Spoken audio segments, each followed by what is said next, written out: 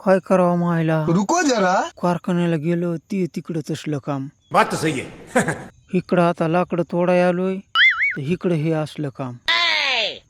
तिकडं त्या मुकादमान जीव कदरून टाकलाय आणि इकडे ह्या गुत्तेदारांनी महागच उभा आहे रे बिचारा.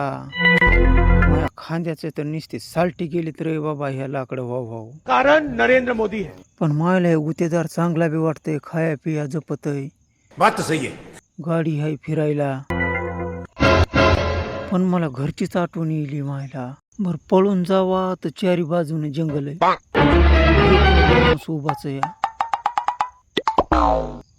वाघ बी आहे म्हणतात बाबा ह्या जंगलामध्ये. अरे खतरनाक लोग है.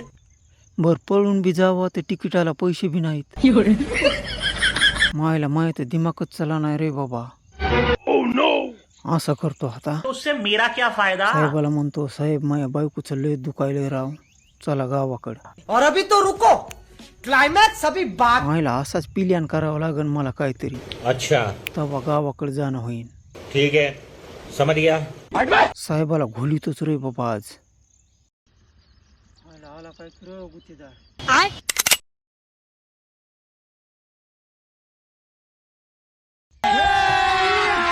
अभी मजा आएगा ना भिड़ो. काय रे विष्णू, काय काम होतं? साहेब गावाकडे जावं लागतंय राव, बायकोचं दुखायलंय. ठीक आहे, जेवढं आपलं काम झालंय त्याची गाडी लोड करा, आपण सुट्टी करू, जाऊ घरी, टेन्शन नको घेऊ. कैसे कैसे लोग रहते हैं खुश? यार यहाँ पर.